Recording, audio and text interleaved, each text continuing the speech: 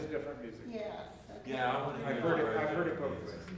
402 is the next song. 402. I don't get one. Yeah, well, it's It's better. familiar. It's familiar. I'm sorry. I can go with that.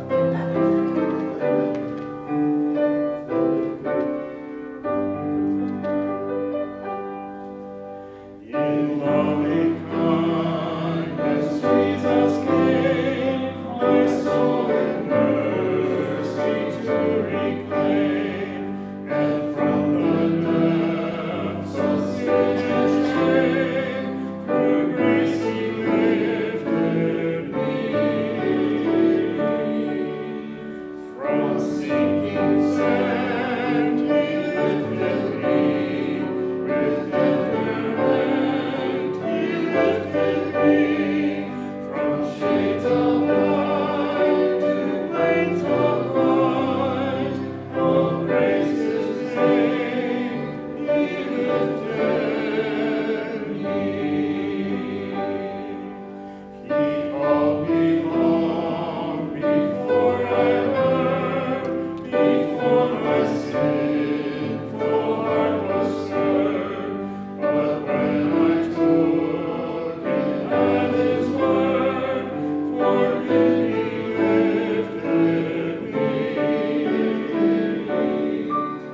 From sinking sand He lifted me, with tender hand He lifted me, from shades of light to waves of light. Oh, praise His name, He lifted me. His brow was pierced with many a thorn, His hands by cruel nails were torn. When from my guilt and grief forlorn, in love He lifted me. From sinking sand He lifted me, with tender hand He lifted me, from shades of light to plains of light. Oh, praise His name, He lifted me. Now on a higher plane I dwell, and with my soul I know 'tis well. Yet how or why I cannot tell, He should have lifted me. From sinking sand He lifted me, with tender hand He lifted me, from shades of night to plains of light. Oh, praise His name, He lifted me.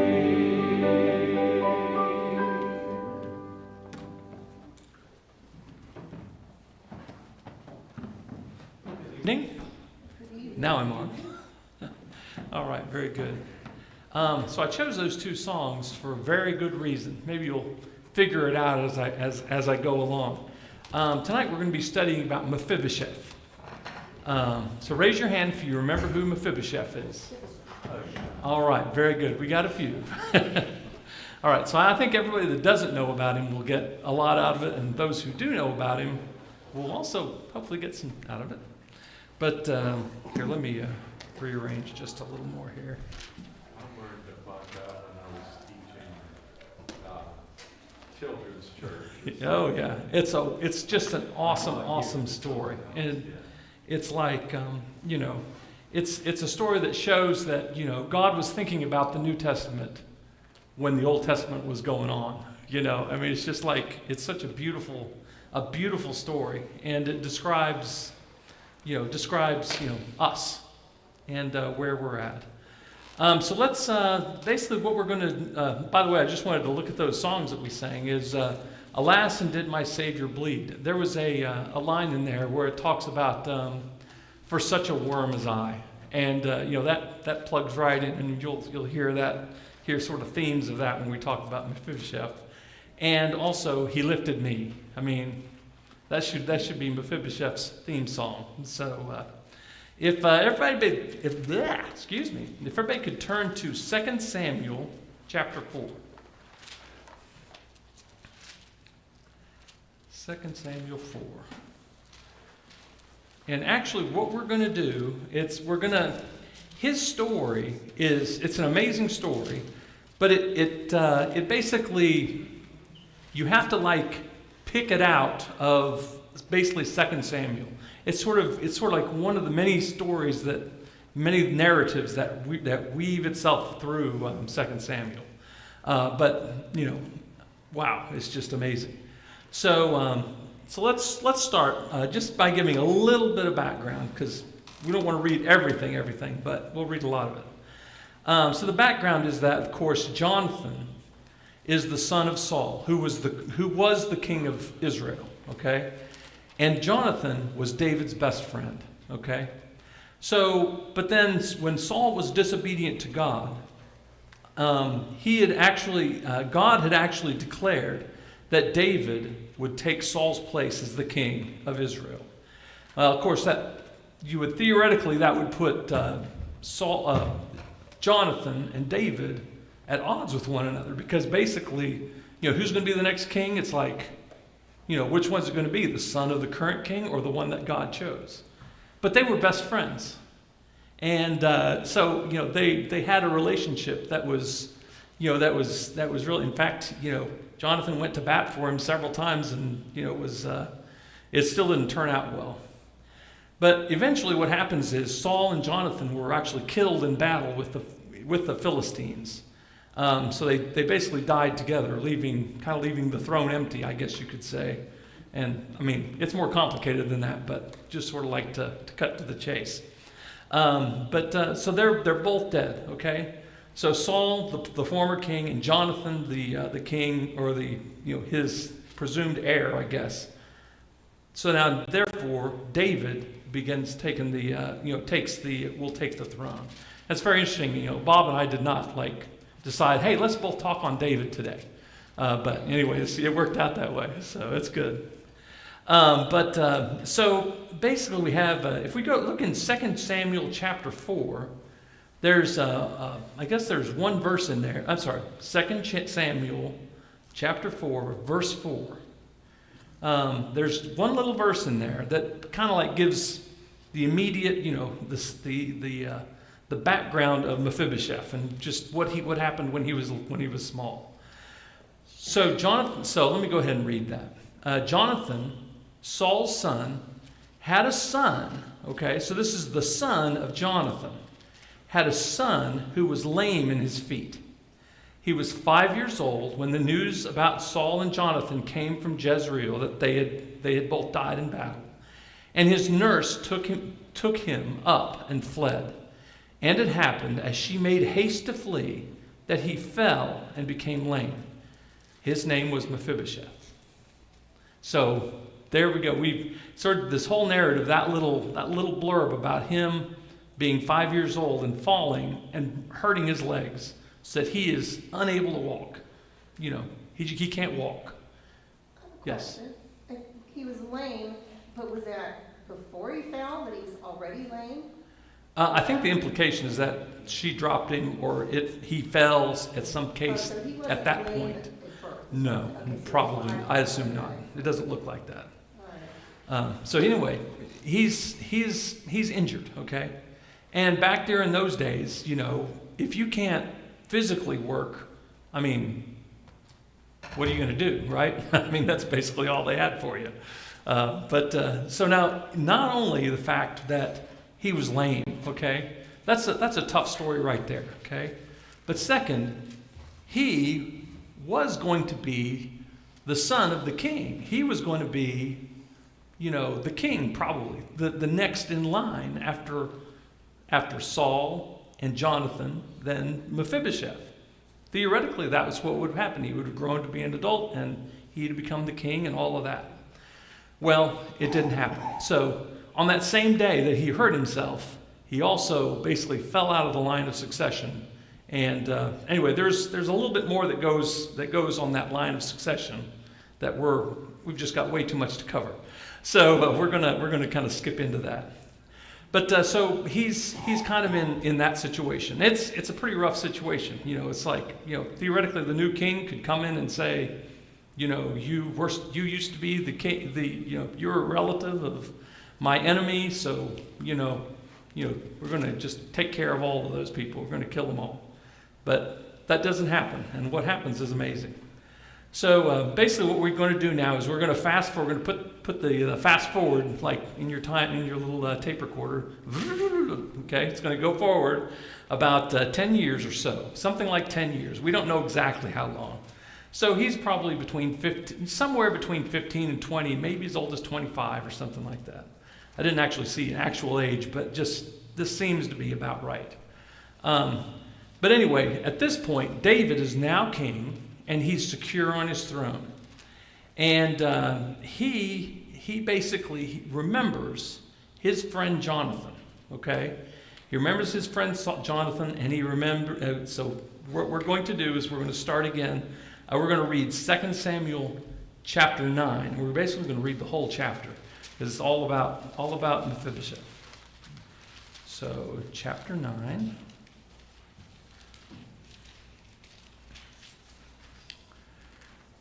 Okay. So, and I'm just going to read through. I'm not going to stop a whole lot, because it's kind of just a conversation that's going on.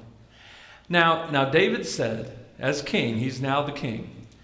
Is there still anyone who is left at the house of Saul, that I may show him kindness for Jonathan's sake? And there was a servant of the house of Saul whose name was Ziba. So when they had called him to David, the king said to him, "Are you Ziba?" And he said, "At your service." Then the king said, "Is there not still someone in the house of Saul to whom I may show the kindness of God?" Okay? Let's put a big circle right there on verse 3, okay? Anyway, I'll just put a circle there for now. And Ziba said to the king, "There is still a son of Jonathan who is lame in his feet." So the king said to him, "Where is he?" And Ziba said to the king, "Indeed, he is in the house of Machir, the son of Ammiel in Lo-debar." And King David sent and brought him out of the house of Machir, the son of Ammiel, from Lo-debar. Now when Mephibosheth, the son of Jonathan, the son of Saul, had come to David, he fell on his face and prostrated himself. Then David said, "Mephibosheth," with a question mark. And he answered, "Here is your servant." So David said to him, "Do not fear." Now remember, I'm just going to interject this here while I'm reading.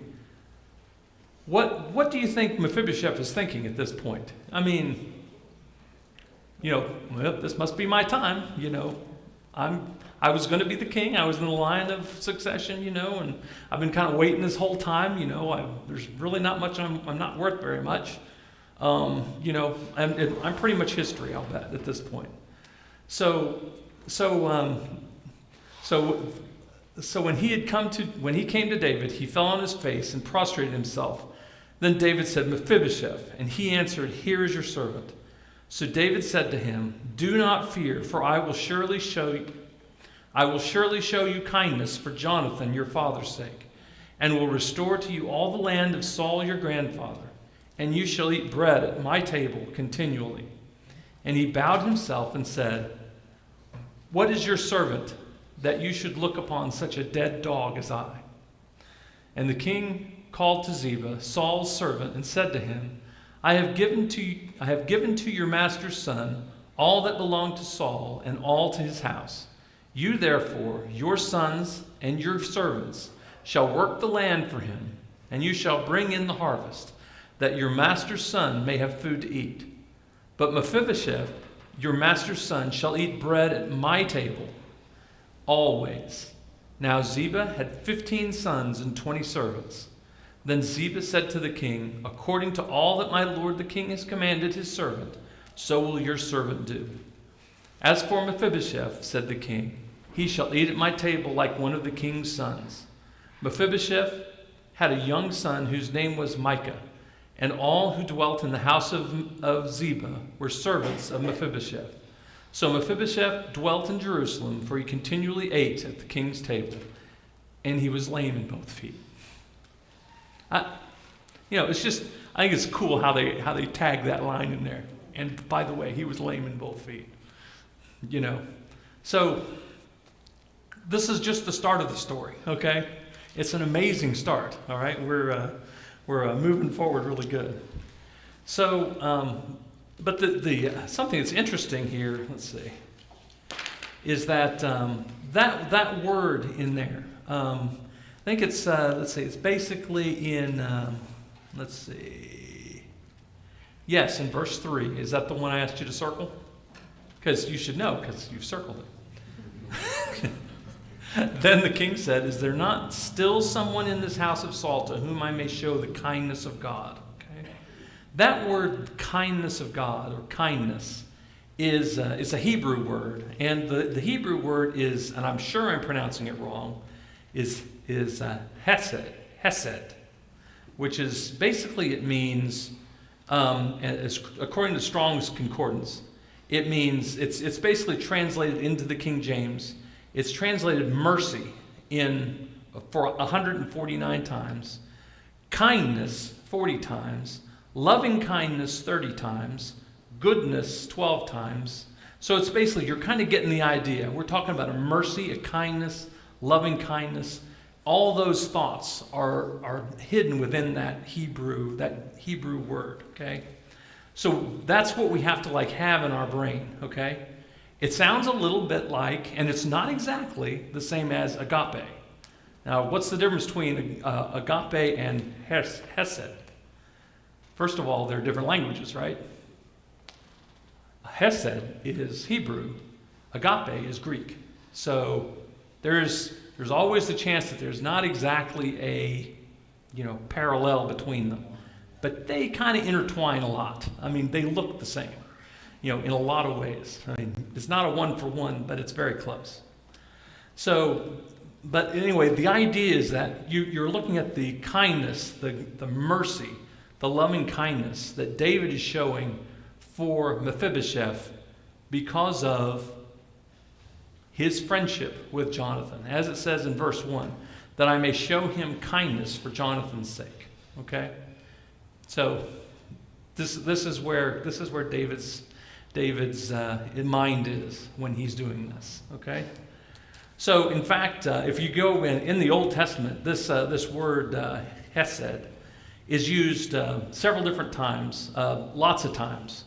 But here's some places that I just sort of grabbed. There's Psalm 59:16, where and it's interesting that a lot of these are in the Psalms, and one of them is in the Lamentations. But the 59:16 in Psalms is, but as for me, I shall sing of your strength. Yes, I shall joyfully sing of your loving kindness, talking to God, in the morning, for you have been my stronghold. And in 90:14, he says, oh, satisfy us in the morning with your loving kindness, that we may sing for joy and be glad all our days. In 92:2 Psalm also, to declare your loving kindness in the morning and your faithfulness by night. In 143:8, let me hear your loving kindness in the morning, for I trust in you. Teach me the way in which I should walk, for to you I lift up my soul.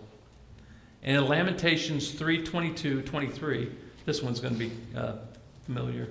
The Lord's loving kindness indeed never ceases, for his compassions never fail. They are new every morning. Great is your faithfulness. This is a picture. When David is doing this for Mephibosheth, it is the same picture as what God does when he condescends. And what did we sing? He lifted me. That's where we're at, okay? All right, so let's continue on in the story. So years later, what happens after this point? David has a very complicated life, okay? Even after this point. Before this point, it was very complicated too. But after this point, it's even more complicated, as we say. So basically, David had committed adultery with Bathsheba. He had killed her husband to cover it up, had mismanaged his family horribly, and you can read chapter after chapter of all the bad things that happened in his family. His son declares himself king over his father David, and basically, rebels and throws him out of Jerusalem. So David actually has to flee into the mountains, and he's like on the run, and he's going to see who it is in his number that's actually going to be on his side at the end, because it seems like all of Israel has sort of turned their back on him. Okay. So if we go into 2 Samuel chapter 16, which is a few chapters later, let's see, 16. Well, 15 is just very long. Okay. So we're going to look at, chapter 16. And we're going to look at basically the first 4 verses. So basically now we're at this point where David is fleeing into the mountains, okay? Because his son Absalom has overthrown him, and he's doing all kinds of horrible things to make his father seem, lower than low, okay? He's as low as he's been in like a long, long time, okay? That's where David is. But so if we read 2 Samuel chapter 16, when David was a little past the top of the mountain, he was going out of Jerusalem, trying to basically fleeing, there was Ziba, the servant of Mephibosheth. Does everybody remember who Ziba is? Ziba is the one who's the former servant of Saul, who says, "Hey, there's Mephibosheth. He's right here," But so Ziba, and he's basically now he works for Mephibosheth, because that's what David said. Ziba, you and your sons are going to take care of his land, okay? So, Ziba, so David is running away, and there's Ziba, the servant of Mephibosheth, who met him with a couple of saddled donkeys, and on them 200 loaves of bread, 100 clusters of raisins, 100 summer fruits, and a skin of wine. And the king said to Ziba, "What do you mean to do with these?" So Ziba said, "The donkeys are for the king's household to ride on, the bread and the summer fruit for the young men to eat, and the wine for those who are faint in the wilderness to drink." Well, that seems very nice. Doesn't that seem nice? What a great guy, right? Then the king said, "And where is your master's son?" Who's he talking about? Mephibosheth. And Ziba said to the king, "Indeed, he is staying in Jerusalem, for he said, 'Today the house of Israel will restore the kingdom of my father to me.'" So the king said to Ziba, "Here, all that belongs to Mephibosheth is yours." And Ziba said, "I humbly bow before you that I might find favor in your sight, my lord, O king." What a humble. Wow. I mean, you start at this amazing story about loving kindness, about David loving Mephibosheth on the account of his father, and just lifting him up from dead dog status up to sitting at the king's table. And apparently, what does it look like Mephibosheth is doing? He's saying, "I don't think I really want to be your friend anymore. I would think I'll be the king eventually whenever Absalom goes out. Because, I'm the grandson of Saul." So, that sounds pretty nasty, doesn't it?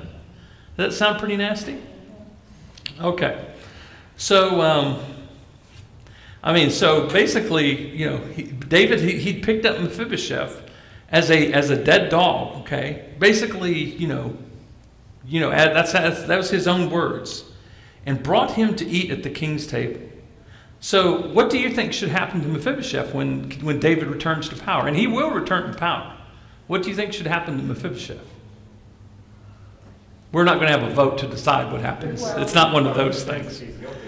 Yeah. That's right, right? But he made a promise, and he'll keep that promise Yeah. regardless. All right. Well, come back next week. And no, I'm just kidding. That's how they do it, right? They keep you going, right? So like, I haven't written in my note, the plot thickens, okay? So basically what happens after this is that Absalom actually is killed by David's men, Joab in particular. And David is making his way back to Jerusalem, okay? So Act 4 or whatever we're at,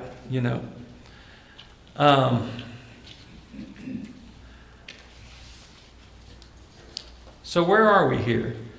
Let's turn to 2 Samuel chapter 19.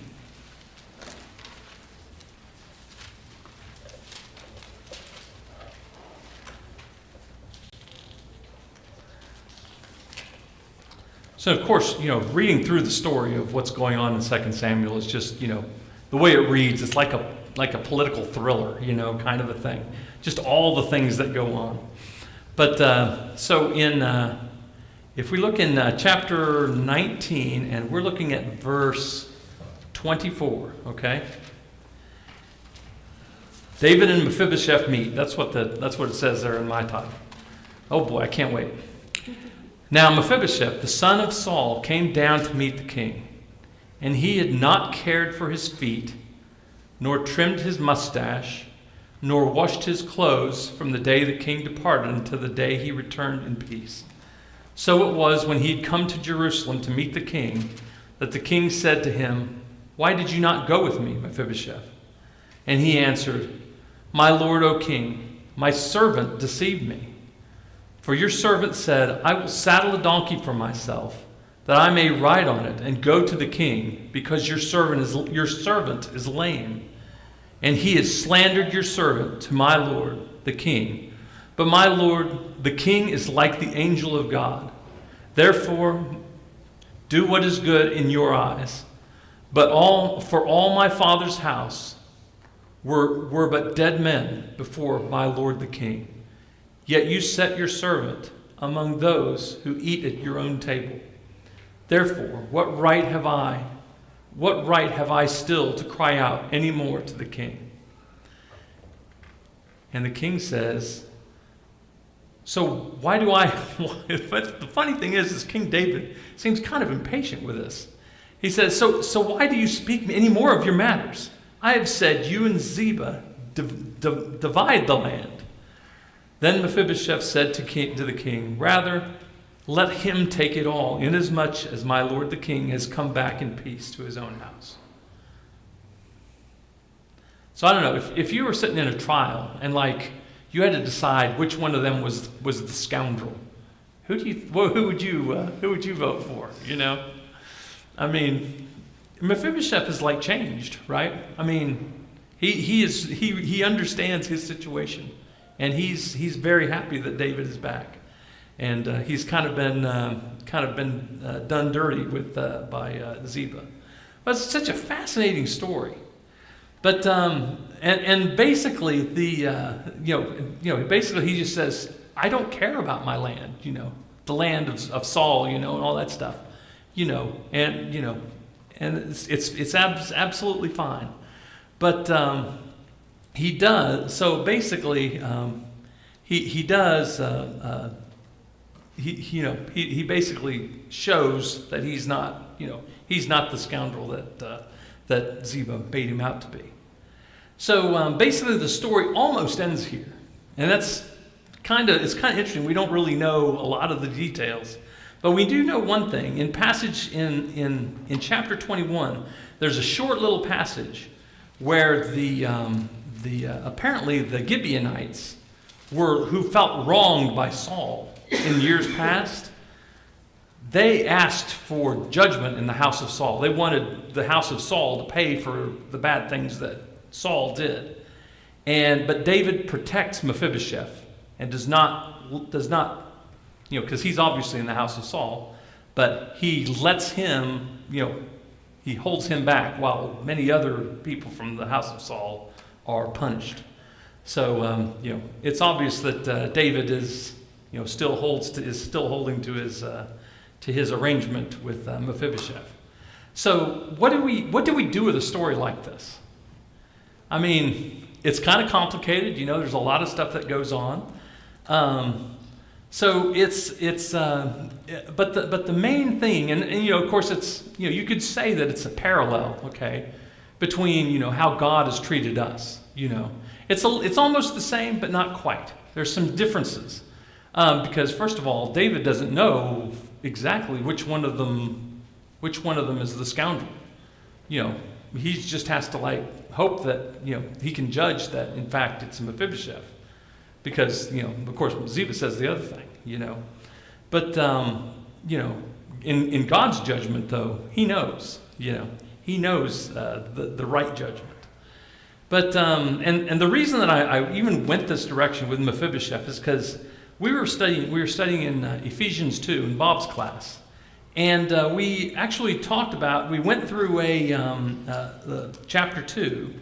And there's a passage in there that it's like, it should be, you know, it should be on the tip of your memories as far as, and I'm sure a lot of these verses are going to be very familiar to you. But it basically shows, it almost refers directly back to Mephibosheth. And I tell you what, if I had been a Hebrew person that was skilled in the Old Testament, and I heard Paul say this, that's where I think I would be thinking, you know. Because let's turn to Ephesians chapter 2.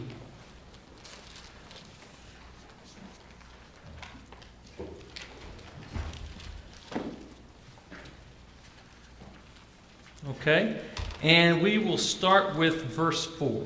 Okay. In fact, actually, I think I want to start at the beginning of the chapter. And you he made alive. By the way, just to give some background, Paul is basically admonishing or warning the Ephesians, who are, of course, all Greeks. Almost all of them are, you know, Gentiles. That they don't have to become Jews in order to become Christians. And he's telling them that, and you know, he's making his case. And because, of course, the Jews believe that what they are doing for God is, you know, what's saving them. You know, it's like I obey the law. You know, I'm here on the Sabbath all the time.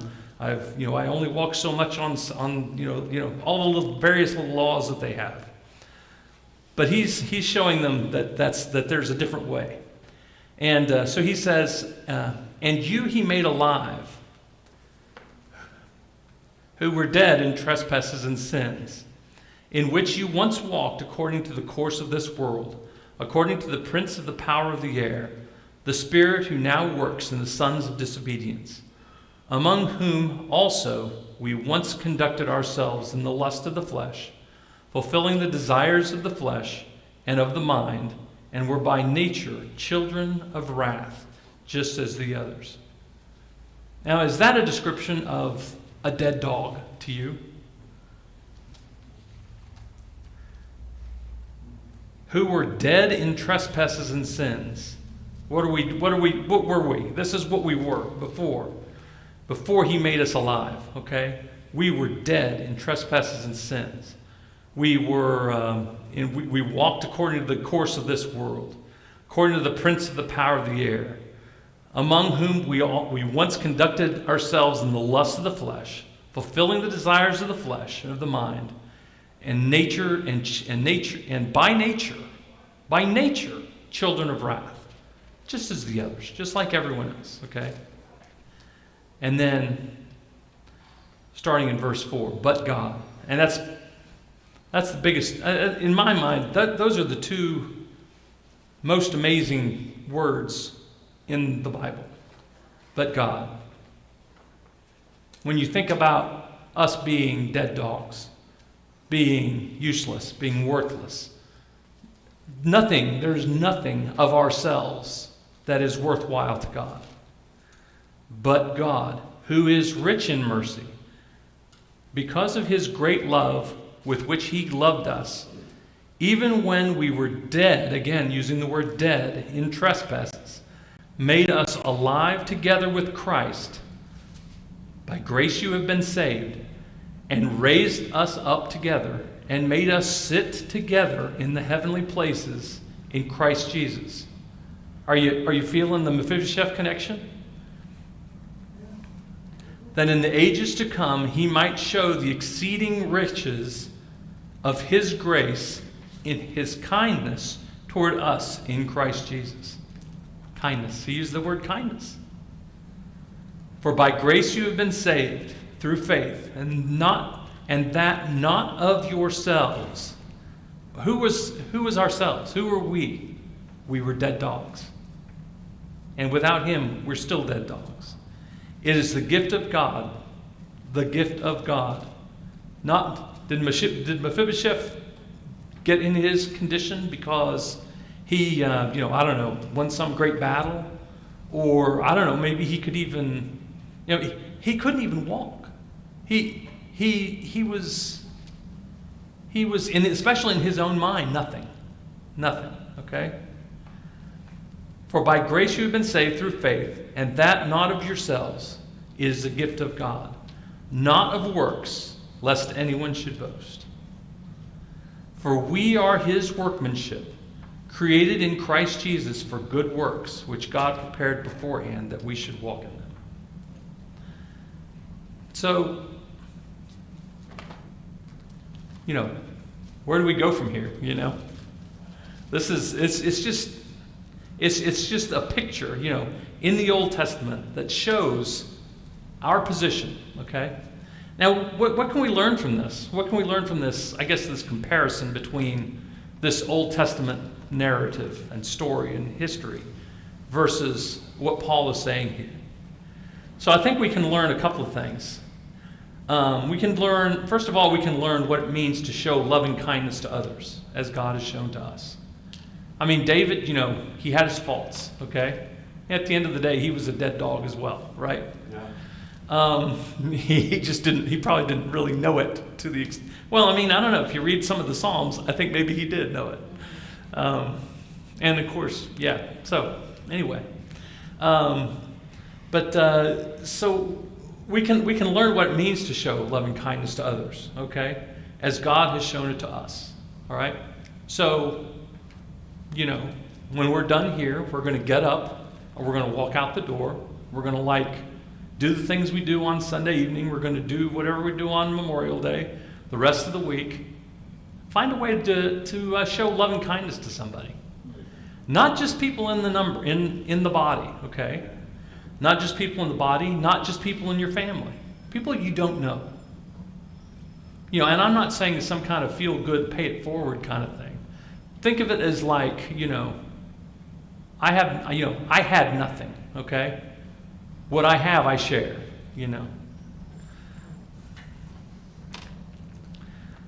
So secondly, I think we can remember our condition before we met Christ. And, like I say, our dead dog status that we had. And without Christ, we would still be in. And realize that those around us are in the same situation. And they need kindness. They need God's grace, God's kindness, and we can model that kindness by what we can do. But not only can we learn about our condition before we met Christ, but we can also learn about our current condition. Okay? So if there's any good in me, if there's any good in any of us, it's not because look at all the things I've done. Look at that. I've got all these, you remember how I did that for that person and did that for that person and that for that person? See what a wonderful person I am? No. But for the blood of Christ, you're also a dead dog still. If there is any good in us, God is its author, okay? There is no room for boasting, like Paul was saying, okay?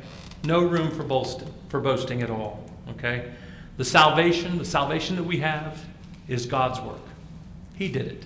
He did it. His son died on the cross. Jesus died on the cross. That was the work of salvation. Nothing that this flesh has done. Okay? So I just want to challenge you, and I've kind of got lots of extra time. I really thought that this story was going to last a lot longer than it did. But if we want, we can sing a couple of songs. But so let's go through this week, and we can practicing loving kindness to others. And like I say, your family. You can start with your family. You know, I mean, goodness sake, you know, it's like every family. If your family is like my family, it is. You know, sometimes the loving kindness kind of like evaporates because you're very familiar with these people. You know, and oh, you're bugging me. Well, you're bugging me. You know, etc. You know, that happens. Your church family. We can show loving kindness to each other. I mean, the people who are here, the people here on Sunday morning, and the people who haven't been here for a while. Okay? And also unbelievers. How is the world going to know what, you know,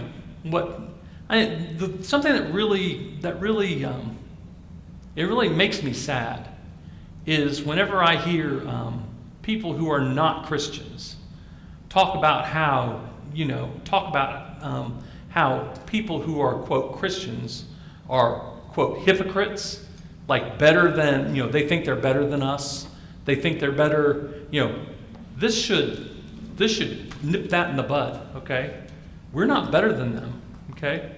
The only reason we're better than them, if there is any better at all, is because of the fact that we're saved.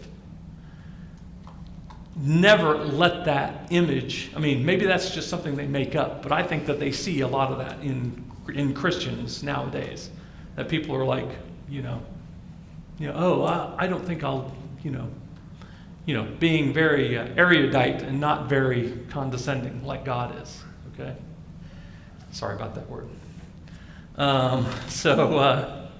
Let's see. That's pretty much my the lesson I had. Any questions? We want to have a discussion, it'd be fine too. I was just looking at some of my notes, as I read through that before. I went on to chapter 4, and it's talking about that unity that we have as Christians.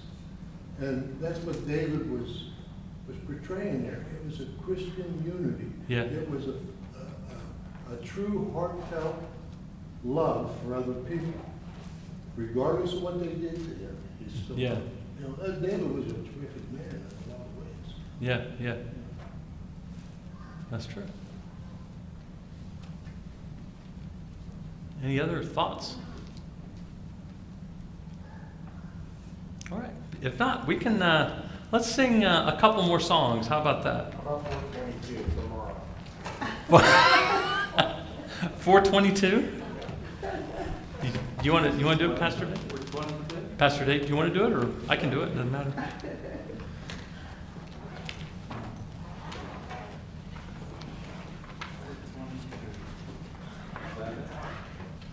That's the lady like. Oh, thank you. Oh, yes.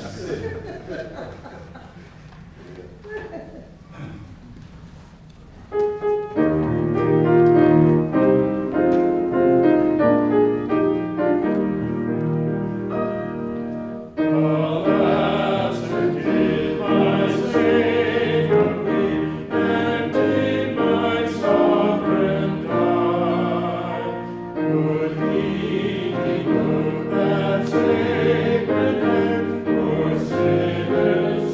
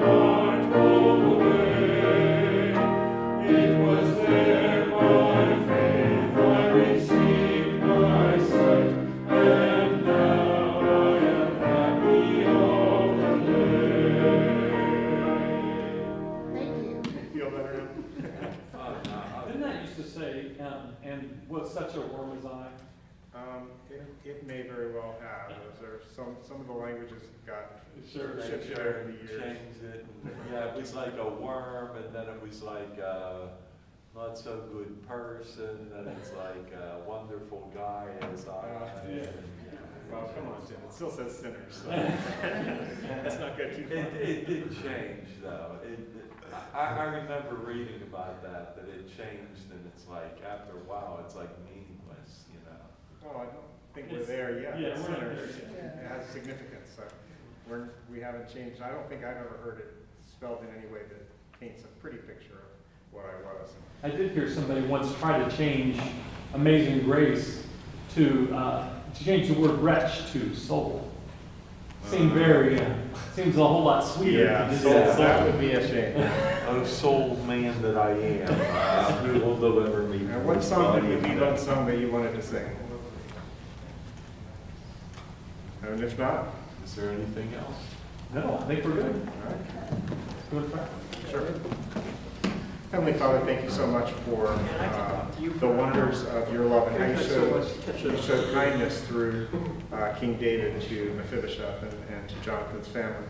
And at the same time, just the parallel of how we see that from just being dead in any way imaginable, that you lifted us up and seated us together in heavenly places. We can get forgetful of this because we experience your grace on a constant daily basis. Help us to remember where we were, help us to remember where we are now, and to remember that there are others who still need to hear, others who need to experience the redemption, experience the forgiveness, and the second chance, the new life that we have received. Help us never to let that get stale in our hearts, but always remember your tremendous grace and always glorify you. And we ask your blessing as we go, that you would keep us safe on the way home, and that we would be light, that we would let your light shine through us. In Jesus' name, amen. Amen.